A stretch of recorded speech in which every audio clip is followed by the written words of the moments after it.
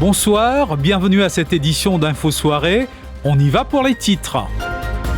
Plus grosse saisie de cannabis depuis le début de l'année au Morne ce matin. Cela s'est passé à 3h du matin. Environ 100 kilos de cannabis valant 150 millions de roupies ont été saisis lors d'une opération menée par les hommes de l'ASP Jagai. 7 individus arrêtés, dont le constable Rabot, affecté au poste de police de Terre-Rouge. Terre-Rouge, justement, est-ce que cette localité de 11 000 habitants du nord-ouest de Maurice serait devenue une terre de gangs ? En tout cas, les habitants disent vivre dans la peur depuis quelque temps. Vol, vandalisme, agression et drogue. Un reportage de Mima Omir qui nous révèle des images troublantes au cours de ce journal. Et la flambée des prix n'est pas prête de s'atténuer de sitôt, du moins, c'est ce que pensent 80% des opérateurs économiques partenaires de la Banque centrale. Ils estiment que l'inflation est élevée à Maurice, tendance qui, selon eux, va perdurer jusqu'en 2023. En sport, il n'y a pas que la raclée qu'a pris United au City of Manchester Stadium hier. Il y a aussi ce diable Erling Haaland. Il a parlé de son hat-trick de manière nonchalante, avec son bras autour du cou de son coéquipier Phil Foden, dans une interview d'après-match en plaisantant. Nous allons parler des stats de ce petit, ou plutôt grand prodige de 22 ans au cours de ce journal. Et au chapitre culturel, tout ce beau monde à la 2e édition des Mauritius Music Awards qui a lieu à Côte d'Or samedi. Black Ayo, T. Alexandre, Anastasia Perrine, Mr. Love, T. Diams, Lindsay Bagbot et bien sûr le couple Beg Ramanissum. Effectivement, la plus grosse saisie de cannabis effectuée depuis le début de cette année, une saisie qui s'inscrit au tableau de chasse de la Special Striking Team avec à sa tête l'ASP Jagai. Au total, environ 100 kilos de cannabis valant 150 millions de roupies. L'opération a été effectuée tôt ce matin, vers 3h à Le Morne. 7 individus ont été arrêtés, dont le constable Rabot, affecté au poste de police de Terre-Rouge. Selon les premiers éléments de l'enquête, la cargaison de drogue est arrivée par voie maritime en provenance de l'île de la Réunion. Une autre information que nous pouvons tout de suite vous confirmer, l'un des autres suspects, Brian Rico, un homme de 33 ans, était déjà en liberté conditionnelle pour trafic de drogue. Shehzad Jadou, Michael François nous en parle. C'est dans les alentours de la plage du Morne que cette opération policière a été montée. La Special Striking Team savait qu'une cargaison de drogue arriverait par voie maritime. Les suspects ont été ciblés et l'assaut donné vers 3h ce matin. Aussitôt la drogue débarquée du bateau, 3 véhicules ont quitté le site. Un pick-up, une fourgonnette et une berline. La police avait anticipé les 2 directions que le cortège aurait pu prendre. Une fois sorti de la plage, le cortège a pris la voie de gauche. Un premier camion de police commence alors à les suivre, alors qu'un deuxième démarre et barricade la route. Les 3 véhicules des présumés trafiquants sont pris en tenaille. 7 suspects sont arrêtés, dont le constable Rabot, affecté au poste de police de Terre-Rouge. 100 kilos de cannabis avaient été dissimulés et répartis dans les 3 véhicules. Les autres suspects sont pour la plupart des habitants de Grand-Gaube. La police soupçonne que la drogue saisie était destinée à un réseau opérant dans la région du Nord. Le commissaire de police a parlé d'une opération planifiée pendant le week-end et que la surveillance avait démarré il y a 3 semaines. Le travail qu'il fait pendant le week-end, c'est un travail qui demande beaucoup d'efforts, beaucoup de coordination, beaucoup de intelligence sharing pour qu'ils nous capables de faire une saisie pendant le week-end. Si nous prenons seulement le mois de septembre, finalement, une saisie record de plus de 77 millions de roupies. Là-dedans, 26 millions, c'est héroïne. Et quand nous guettons le PSU Striking Team, seulement dans le mois août, pas une saisie qui nous fait aujourd'hui, plus de 18 millions de roupies saisis la drogue. Beaucoup ça.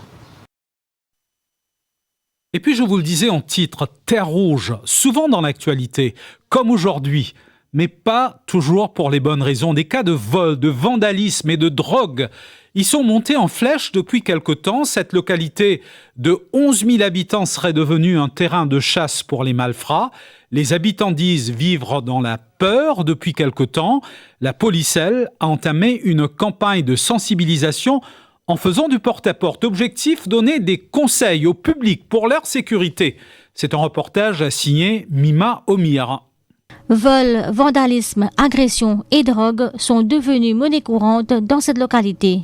Le dernier cas de vol remonte à pas plus tard que 3 heures ce matin. Un cas de vol perpétré dans une voiture. Les habitants disent vivre dans la peur depuis quelque temps. Ce commerçant nous raconte qu'à 2 reprises, il a été victime de vol. Côté vol, la drogue, pera sac du monde, la scène, comment dire, du monde là, peine en sécurité. Peine en libre de 24 pour 24. Ça peut continuer même. C'est mal la police peut faire son travail, je peux faire patrouille, même ça, elle a dit.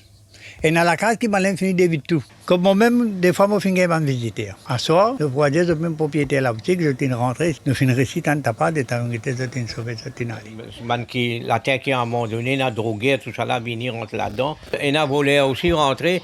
Notre père ramasse ferraille, le père ramasse dans saleté. Nous fouillons saleté dans du monde où la poudre. Mais nous père tout de même, nous bien effrayants pour ça. Mais nous sommes contents que la police trouve une action qui guette les gens qui marchent, ramasse ferraille, c'est pas qu'ils ont fait. Arrête d'autres, demande d'autres côtés de sortir.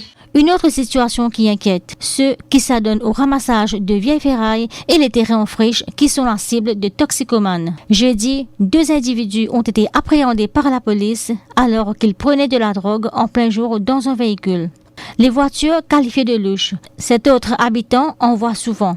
Il demande plus de renforts dans le morcellement. Je suis différents endroits, je suis drogué dans le morcellement. Mon corps, la police qui n'est pas bien en jeu, il arrête de jeu. L'autorité fait ce travail, mais nous bien plus l'effectif. Côté NHDC là, domaine Léoché là, le taux bien louche, venir à soir. Par contre, quand je sorti, je viens faire un tas d'actions qui pas bien là-bas. Mon corps environ 15 à 20 NHDC. Mon corps dit 3-4 demandés, les restes vite.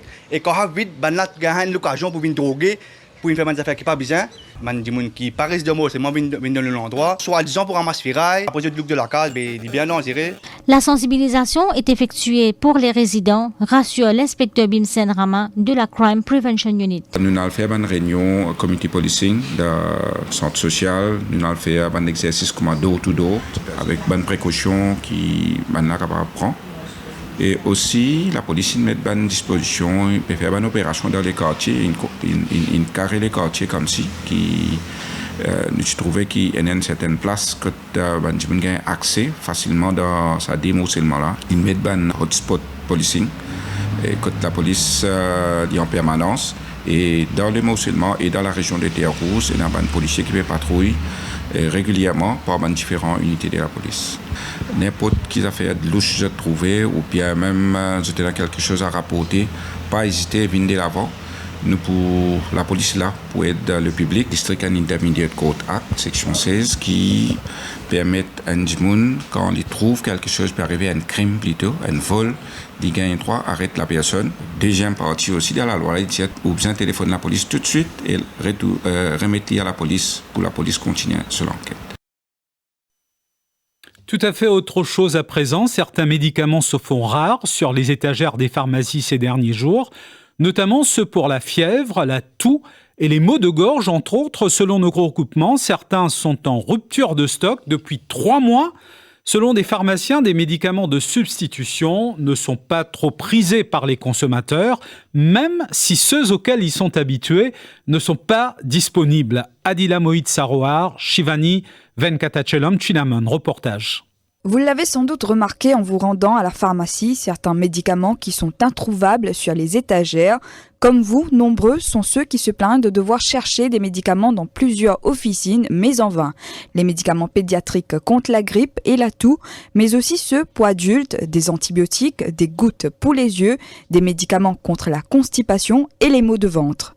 Des pharmaciens et grossistes ne cachent pas qu'il y a bien une rupture de stock, mais qui n'est pas de longue durée avec les cargaisons qui arrivent au fur et à mesure. Dès qu'un médicament n'est plus disponible, une nouvelle commande est passée. La rupture ne dure pas longtemps, en règle générale, sauf pour certains où on doit attendre jusqu'à 3 mois.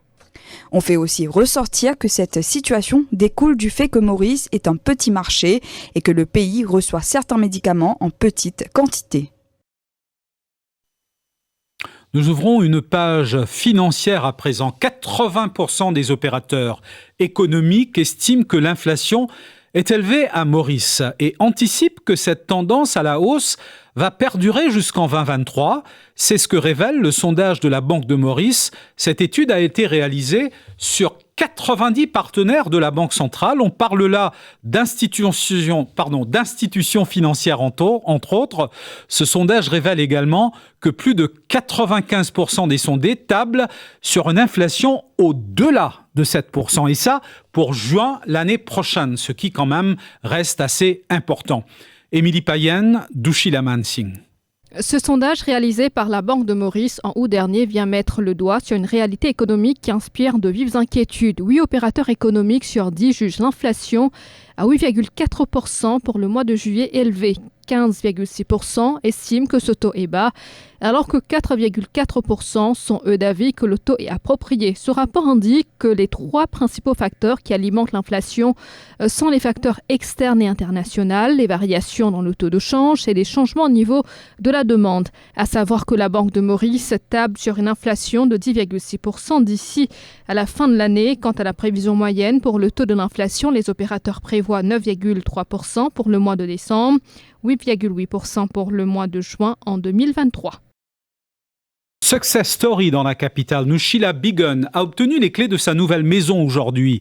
Cette femme, jusqu'à tout récemment, dormait sous une tente avec ses enfants dans une localité de la capitale. L'initiative revient au député du Parti travailliste, Eshan Juman. Il avait rendu visite à cette dame en compagnie de ses collègues de parti, Osman Mahomed et Farad Omir. Suite à cela, Eshan Juman avait sollicité les autorités pour qu'elles trouvent une solution pour Nouchila Bigon. Et voilà, c'est fait. Sur ce, nous passons à une page de pub. Je vous retrouve tout de suite après.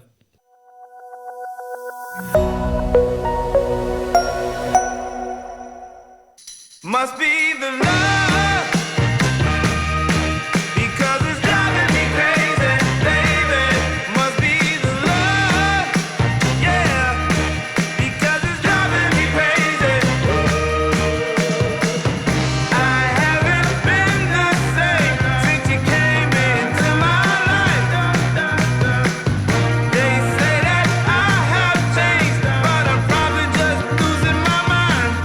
Must be the love.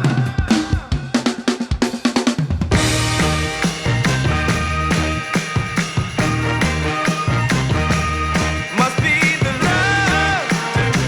Oh, driving me crazy. Hey.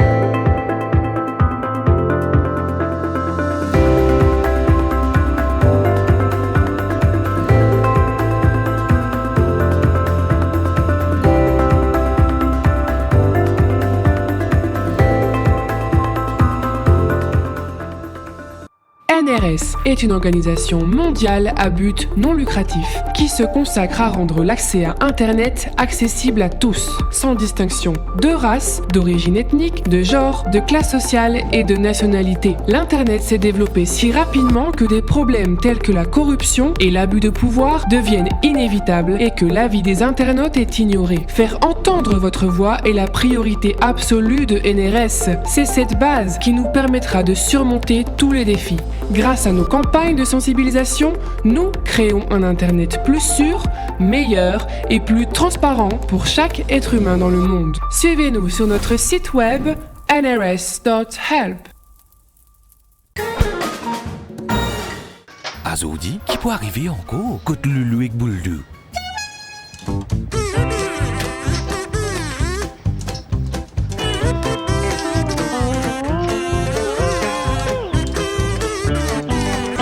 Hey Boulou, fais-tu bien sur moi comme ça? Check ça.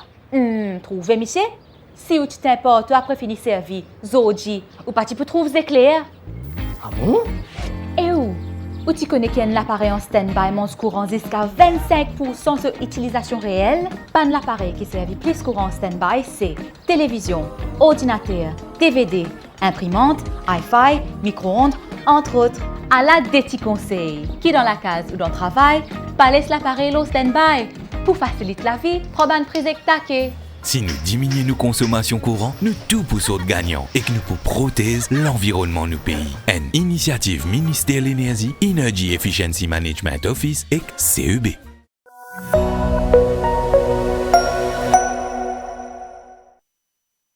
Au chapitre international, au Brésil, même si Lula arrive en tête avec 48,43% des voix, c'est bien Jair Bolsonaro qui fait la plus grosse impression au premier tour de la présidentielle.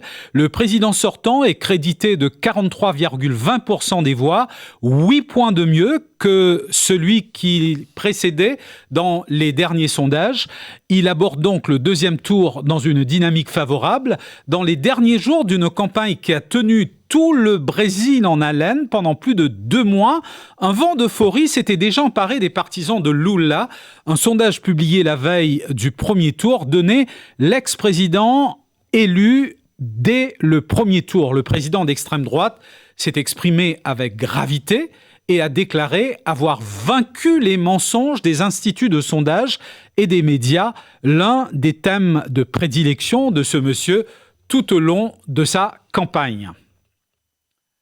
Au Royaume-Uni, à présent, le gouvernement vient d'abandonner son projet d'abolir le taux maximum d'impôt sur les gros revenus. Ce changement de cap intervient après que plusieurs hauts députés conservateurs aient exprimé leur opposition au plan annoncé il y a à peine 10 jours dans le mini-budget. Pourtant, lors de la conférence du Parti conservateur qui a débuté à Birmingham hier, la première ministre Liz Truss avait pourtant juré qu'elle n'abandonnerait jamais cette mesure. Mais Kwarteng insiste maintenant sur le fait que lui et la première ministre sont tombés d'accord qu'ils doivent supprimer la réduction d'impôts.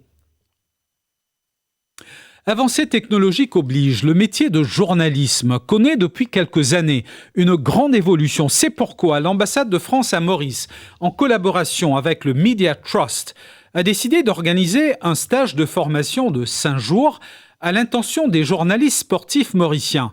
C'est David Aiello, journaliste sportif de la chaîne française L'Équipe, qui a eu pour mission d'aider les journalistes sportifs mauriciens à s'adapter au nouveau monde du multimédia. Ils étaient plus d'une quinzaine à avoir suivi cette formation la semaine dernière au siège du Media Trust à Port-Louis. Le compte-rendu est signé Ziad Issac.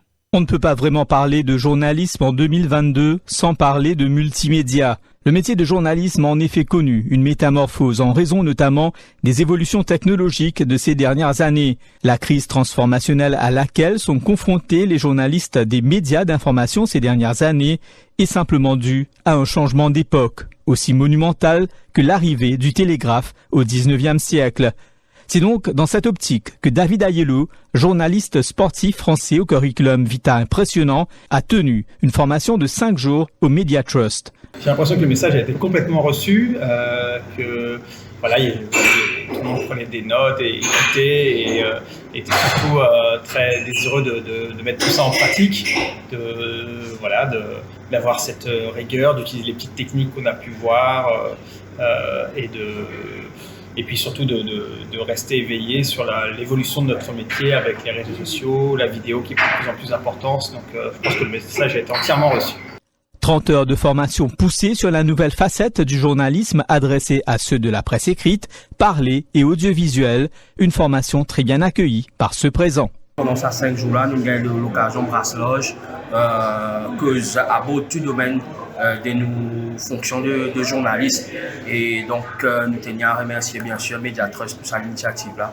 Et tout le monde qui nous collaboré, bien sûr, groupe Défi, qui nous met des infrastructures à nous disposition et aussi la MBC qui nous donne la chance de prendre avantage d'une telle formation. Et bien sûr, nous attendons les autres pour l'avenir. Ainsi, tous ceux présents ont eu l'occasion de développer leurs compétences individuelles, qu'ils viennent de la presse écrite, parlée ou audiovisuelle, ils ont tous eu l'occasion de mettre en pratique les nouvelles techniques du multimédia. Football, première ligue à présent. Comment ne pas parler de cette raclée que Manchester United a pris hier au City of Manchester Stadium? Mais la sensation, c'est aussi ce diable d'Erling Haaland, qui après seulement 8 matchs est déjà en train de devenir une légende. Rien ne l'arrête. Hier encore, il a fait parler de lui. Voyons un peu ses stats. Haaland a touché 35 ballons lors du match d'hier, dont 12 dans la surface de Manchester United. Il a tiré 6 fois au but, a cadré 3 fois et a marqué 3 fois, 100% de réussite. Il a gagné 5 duels, dont 2 aériens, et créé 6 occasions. 11 totalise déjà 14 buts. En seulement 8 matchs, une première dans l'histoire de la compétition.